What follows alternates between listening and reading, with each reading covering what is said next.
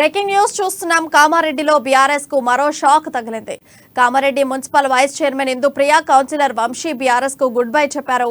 TPCC అధ్యక్షులు రేవంత్ రెడ్డి సమక్షంలో కాంగ్రెస్ లో చేరారు. రేవంత్ రెడ్డి కండువా కప్పి పార్టీలోకి సాదరంగా ఆహ్వానించారు.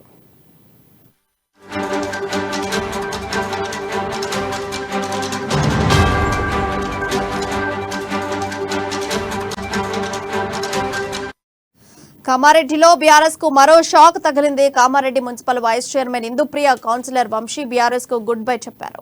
ఇక ఇదే అంశంపై మరింత సమాచారం మా నిజామాబాద్ ప్రతినిధి నవీన్ అందిస్తారు. నవీన్, చెప్పండి, అప్డేట్స్ ఏంటి?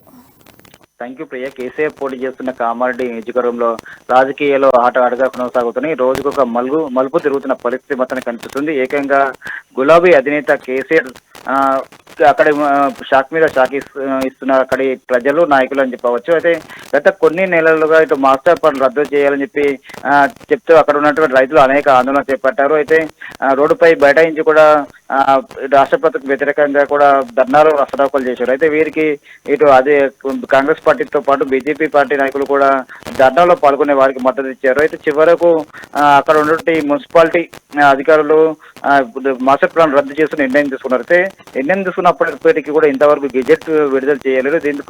దీంతో సీఎం కేసీఆర్ ప్రవేశపెట్టిన జాబితాలో కామారెడ్డి నుండి పోటీ చేస్తారని చెప్పి కూడా ప్రకటించారు. దీంతో ఖచ్చితంగా మాస్టర్ ప్లాన్ రద్దు చేయాలని చెప్పి కూడా రాష్ట్ర ప్రభుత్వం వ్యతిరేకంగా మొన్న సమావేశం ఏర్పాటు చేసుకున్నటువంటి రైతులు 100కు పైగా ప్రతి గ్రామం నుండి 10 మంది రైతులు చెప్పున 100 మంది కూడా నామినేషన్ ఇస్తామంటూ చెప్పి నిర్ణయం తీసుకున్నారు. అయితే దీనికి ఆందోళనకు గురైనటువంటి కేటీఆర్ రైతులను పిలిపించుకుని మరి మాస్టర్ ప్లాన్ రద్దు చేస్తున్నాము, పాత పద్ధతి ప్రకారమే కొనసాగిస్తామని చెప్పి కూడా చెప్పడంతో అక్కడ ఉన్న రైతులు నామినేషన్ పర్వాన్ని విరమించుకున్నారు. అయితే ఇది ముయ్యకుండానే కేసీఆర్ కు మరో షాకు తగిలింది.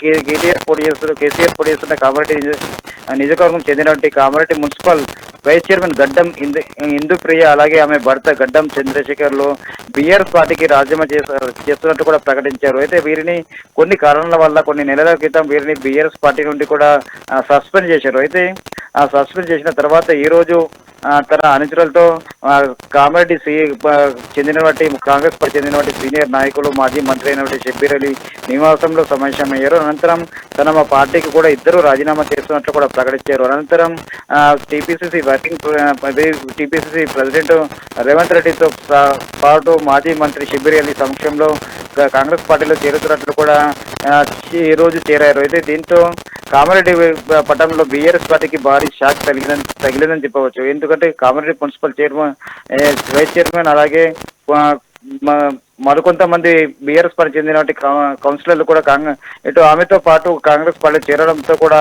అక్కడ రాజకీయాలు కొంత ఆటాటగా కొనసాగుతాయని చెప్పవచ్చు. రోజుకు కూడా ఎలాంటి మార్పులు తిరుగుతున్నాయని చెప్పి కూడా అక్కడ ఉన్నటువంటి ప్రజలు ఆసక్తిగా ఎదురు చూస్తున్న పరిస్థితి.